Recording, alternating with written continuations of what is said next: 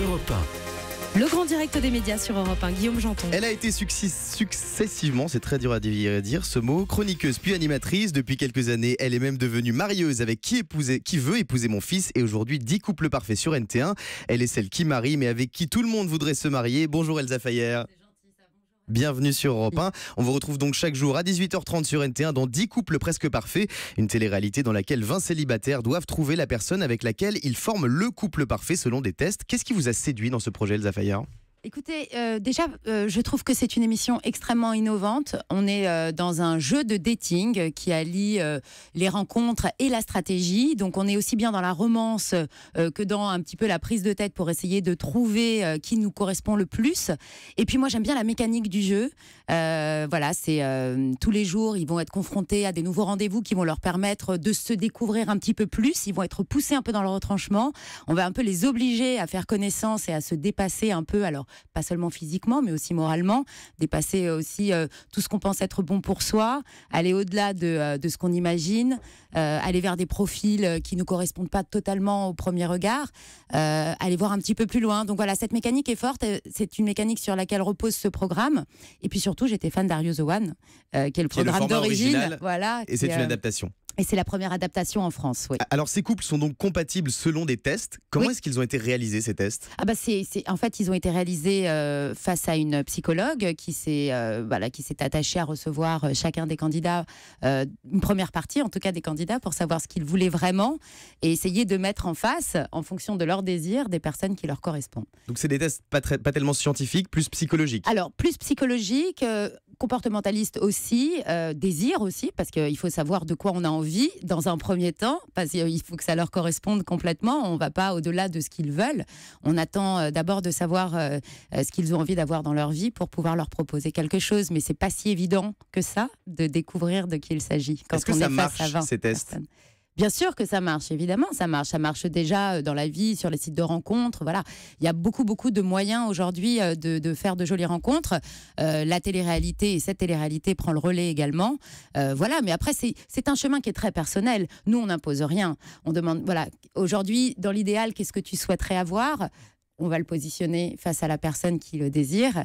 Après, ça sera à elle de le trouver. Vous pensez vraiment qu'un test et la science peut déterminer si deux personnes sont faites l'une pour l'autre ? Je pense que ça va au-delà de ça, évidemment. Mais on est bien obligé de partir d'un constat. La boîte de production, à l'origine de ce format, c'est quand même poser la question de savoir, voilà, on fait une émission de dating avec des célibataires qui cherchent tous l'amour. On part sur quoi ? On part sur des désirs. On va essayer de faire en sorte que les gens soient compatibles. Et après, ce sera à eux de les trouver. Mais bon, parfois, entre ce qu'on désire vraiment et notre coup de cœur, il y a parfois un monde, et c'est tout l'enjeu de l'émission. Alors souvent, il n'y a pas d'animateur dans ce type de programme. Quel est votre rôle dans l'émission ? Alors, dans le programme original Are You the One, donc qui est un programme américain, il y a un animateur qui a une forte personnalité et qui est là pour vraiment les porter, les supporter et les conseiller, et aussi pour faire respecter un format. Et comme je vous le disais, il y a une mécanique dans cette émission, c'est pas une télé-réalité qui vit que de reality, il y a des enjeux, et il y a un enjeu final qui est important, qui est la somme de 200 000 € à se partager s'ils réussissent tous à se trouver. Donc c'est un algorithme un peu fou, parce qu'il y a plus de centaines de combinaisons possibles pour trouver la bonne combinaison. Donc voilà, moi je suis là pour porter le programme, pour les accompagner. Je ne connais pas les couples. J'ai tenu à ne pas les connaître parce que c'est important pour les guider. Et si je sais à l'avance qui va avec qui, évidemment, je peux les emmener sur un faux terrain, comme sur un bon terrain. Donc ce serait pas loyal. Donc voilà, moi je suis là pour les accompagner, les soutenir, les faire se remuer un petit peu dans tous les sens du terme, aussi bien sportivement que pour essayer de s'associer avec des personnes qui ressentent pas forcément tout de suite. Les accompagner en tout cas. Et de trouver l'amour. 10 couples parfaits a démarré plutôt timidement, 199 000 téléspectateurs, mais depuis ça a monté, vous avez dépassé les 300 000. Vous êtes contente des scores ? Oui, je suis contente. Après, c'est une nouvelle marque qui s'installe.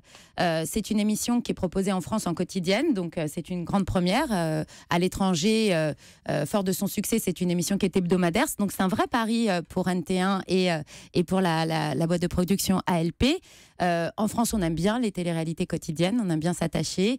il y a quand même 20 candidats qu'on ne connaît pas. Voilà, il va falloir les découvrir. On va les découvrir au fur et à mesure. Et puis, la mécanique, en fait, se déploie sur la semaine, du lundi au vendredi, avec une cérémonie finale qui vient clouter un petit peu tout cela. Secret Story va faire son retour en septembre sur NT1. Il y a des rumeurs qui vous annoncent aux côtés de Christophe Beaugrand à la présentation du débrief Elsa Fayer, c'est vrai? J'ai entendu ça comme vous. Ils vous ont contacté en démol? En démol, non, mais on en a un petit peu parlé. Alors moi, je serais ravie de pouvoir le faire, de retrouver Christophe avec qui j'ai co-animé le débrief cette année. Non, honnêtement, je pense qu'on va avoir un petit souci au niveau du planning, mais en tout cas, moi, voilà, dans le désir, je serais très heureuse de participer à cette aventure, mais j'ai peur que voilà, les choses soient pas très compatibles. Vous avez d'autres projets avec le groupe TF1? Oui, il y en a d'autres. dont je ne peux pas vous parler encore. Oui, il se trouve que on est plutôt parti sur ça, mais bon. Sur NT1 je ne sais pas encore, pour le groupe en tout cas.